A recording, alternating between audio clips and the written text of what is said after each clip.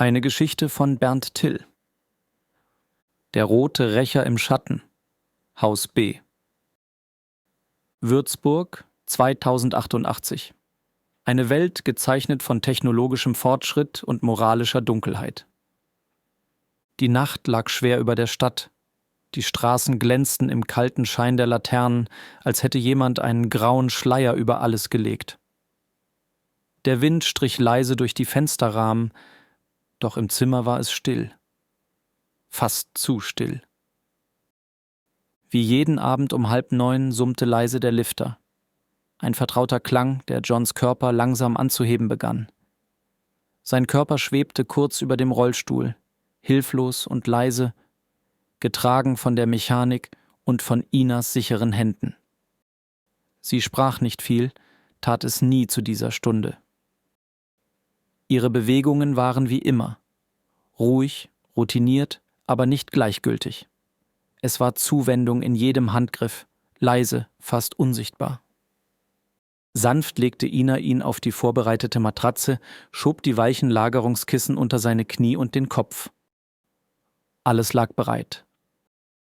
John wurde in die richtige Position gebracht. Sein Blick zeigte zur Decke, leicht zur Seite gedreht, starr und regungslos. Er konnte nicht sprechen, nicht greifen, nicht sich aufrichten. Und doch war er da, bewusst, hellwach. Sie öffnete die Knöpfe seines Housebodies und zog ihn ihm vorsichtig aus. Die dünne Windel vom Tag war aufgequollen, warm und weich. Sie raschelte leise, als Ina sie löste und beiseite legte.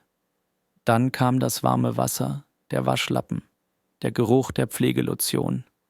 Alles war wie immer, wie jeden Abend. Ina faltete langsam die neue Windel auseinander.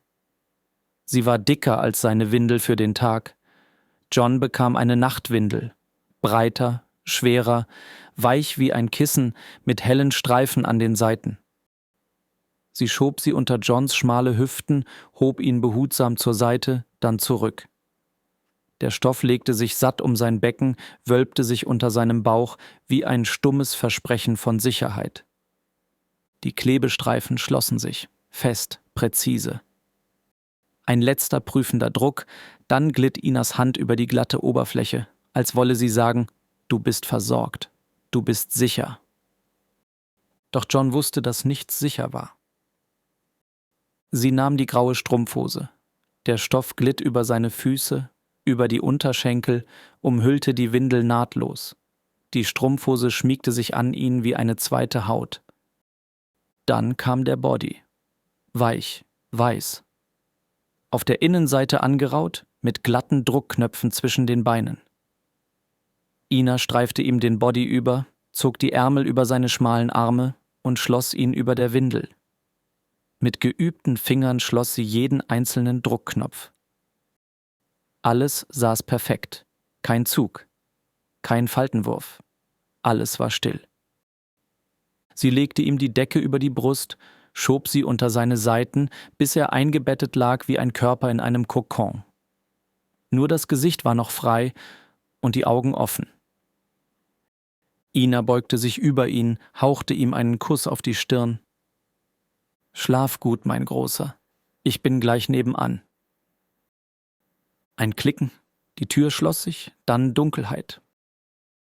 John lag da, bewegungslos, umhüllt, fest versorgt. Für jeden anderen ein Pflegefall, hilflos, ruhig gestellt, schwach. Er lag wach in seinem Bett und dachte bewegungslos nach. Niemand ahnte, dass in John mehr schlummerte, als seine Körperbehinderung vermuten ließ. Denn nachts war er als stiller und gnadenloser Rächer unterwegs. Die Erinnerung kam wie ein Echo aus der Tiefe. Vor 2 Nächten war eine junge Pflegerin ermordet worden. John hatte es über seinen geheimen Kanal gehört, eine verzerrte Stimme, die flüsterte, der Nächste ist ausgewählt. Seitdem war er bereit, wachsam, lautlos und entschlossen zurückzuschlagen. Als die alte Uhr im Zimmer 2:15 Uhr zeigte, aktivierte John durch den kaum wahrnehmbaren Druck seiner Zunge seinen geheimen Neurochip.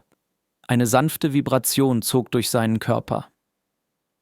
Die lähmende Behinderung wich für 180 Minuten einer tiefen, inneren Kontrolle. John erhob sich langsam, vorsichtig, jeden Muskel bewusst spürend. Mit einer gezielten Bewegung griff er nach seinem Geheimfach unter dem Bett. Dort lag sein eng anliegender, gepanzerter, tiefroter Ganzkörperanzug aus seidig glänzendem Material gefertigt. Er stieg vorsichtig hinein, zog das elastische Gewebe sanft über seine Füße, entlang der Beine, bis zu den Hüften und schließlich über seinen Oberkörper. Der Anzug umhüllte ihn komplett, nur sein Kopf blieb frei. Jede Kontur seines Körpers zeichnete sich sichtbar ab. Das Material schimmerte im schwachen Licht, formte sich perfekt über seine dünne Figur und ließ keine Unebenheit ungezeigt. Doch gerade dies erfüllte John mit Stolz. Es zeigte seine Stärke und Entschlossenheit. Ein letzter Griff zur Maske. Eine halbtransparente, tiefrote Gesichtsmaske mit integrierten Nachtsichtlinsen und einem verzerrten Sprachchip, welcher John eine kühle, gefährlich wirkende Stimme verlieh. Der Rollstuhl, speziell entwickelt für nächtliche Einsätze, wartete, matt, schwarz, lautlos, ein Schatten auf Rädern. Der Weg in die Nacht führte John hinaus in die Stadt. Der Spezialrollstuhl glitt lautlos über den Asphalt. Die Reifen gedämpft, das Antriebssystem fast flüsterleise. Nur das ferne Summen einer Straßenbahn durchbrach gelegentlich die Dunkelheit. John hielt sich abseits der Kameras, kannte tote Winkel, Schattenkanten, unscheinbare Zufahrten. Er war vorbereitet. Das Ziel? Der alte Stadtpark. Ein Ort, der früher für Spaziergänge bekannt war. Doch nachts meidet man ihn. Zu viele Geschichten, zu viele Dinge, die dort verschwanden. Der Nebel lag tief über dem Boden, kroch zwischen Bänken und Büschen wie ein lebendiges Wesen. Die Bäume standen kahl, ihre Äste wie Finger, die in den Himmel griffen. Ein kalter Hauch streifte Johns Gesicht, während er den Rollstuhl durch das eiserne Parktor lenkte. Das rostige Gitter quietschte leise, als er hindurchfuhr. Jeder Meter war durchdacht.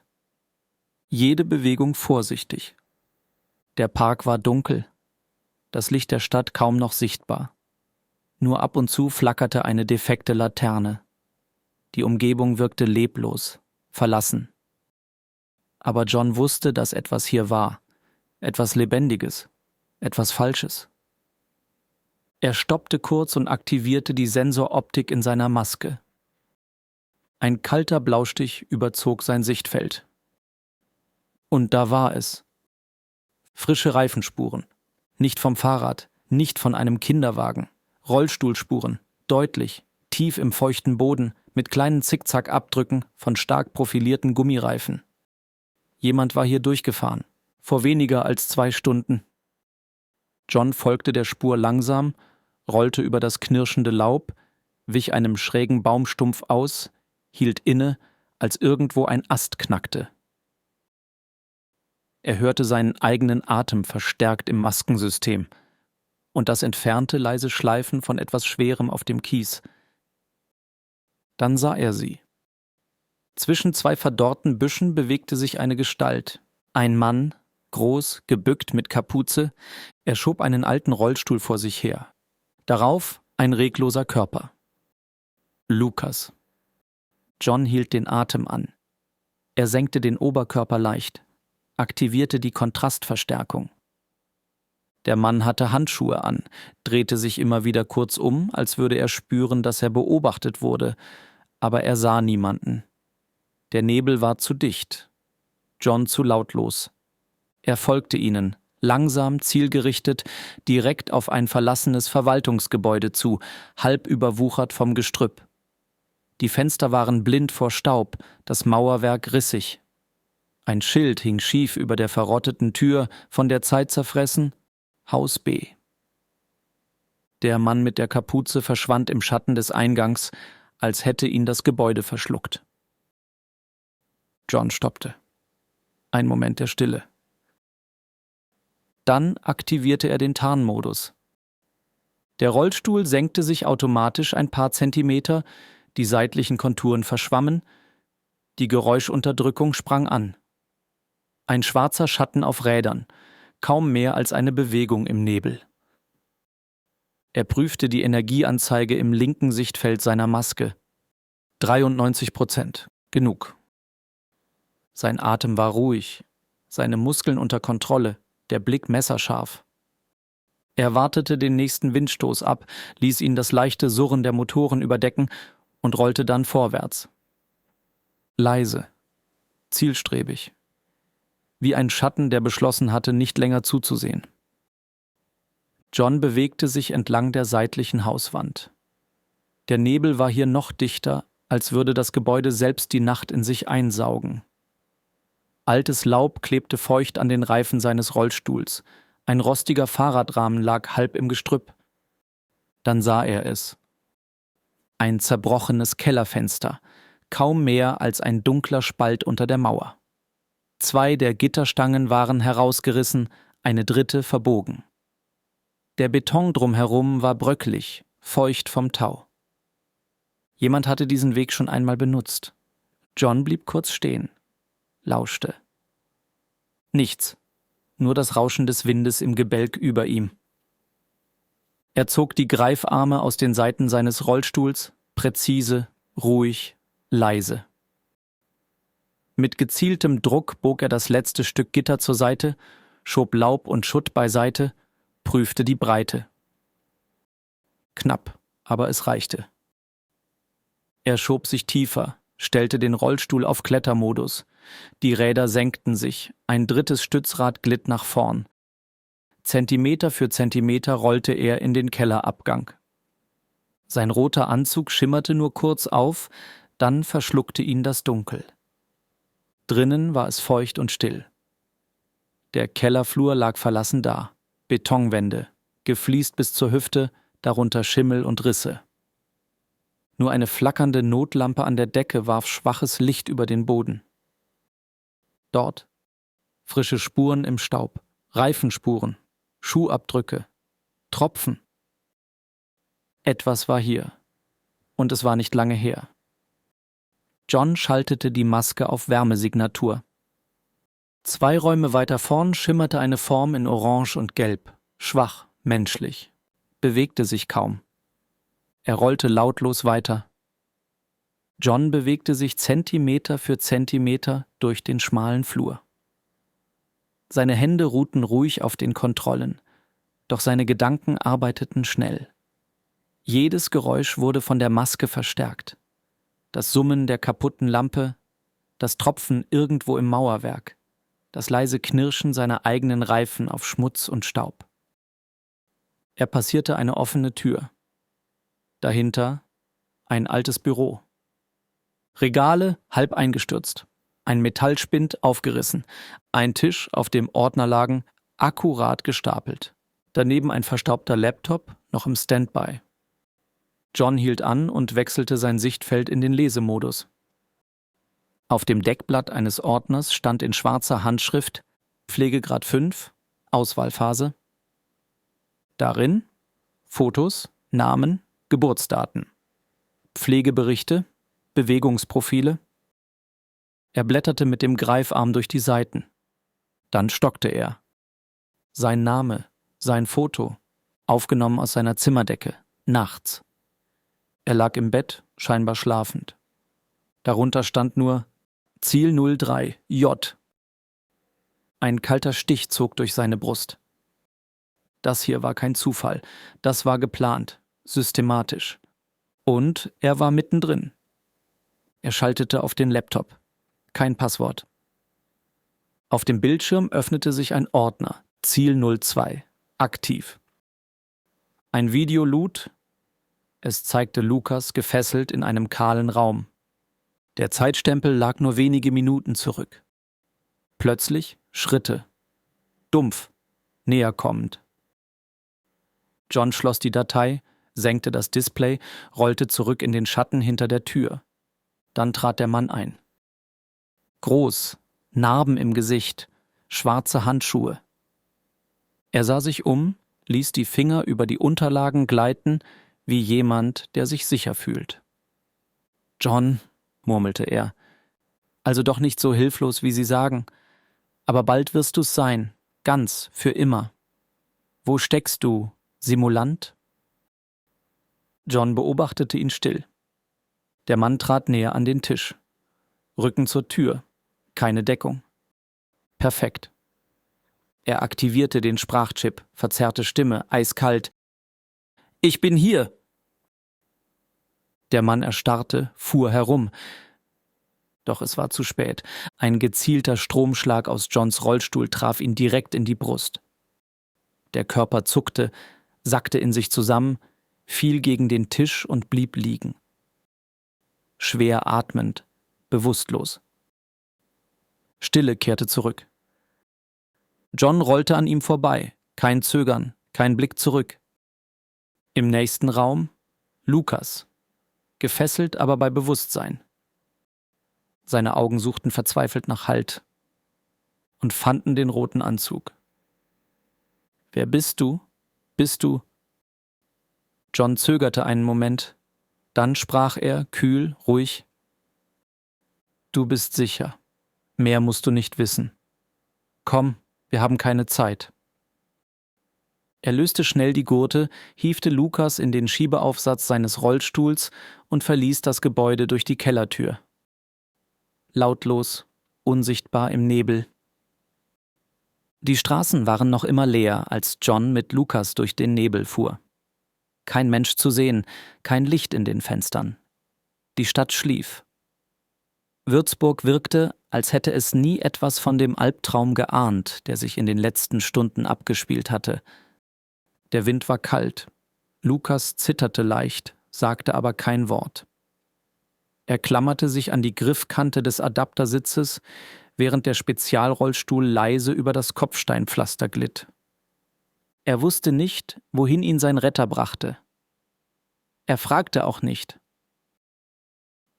Sie näherten sich dem Wohnheim. John blieb im Schatten, immer einen Schritt voraus. Beim Nebeneingang angekommen, betätigte er einen Notöffner, ein altes Protokoll, das er schnell gehackt hatte.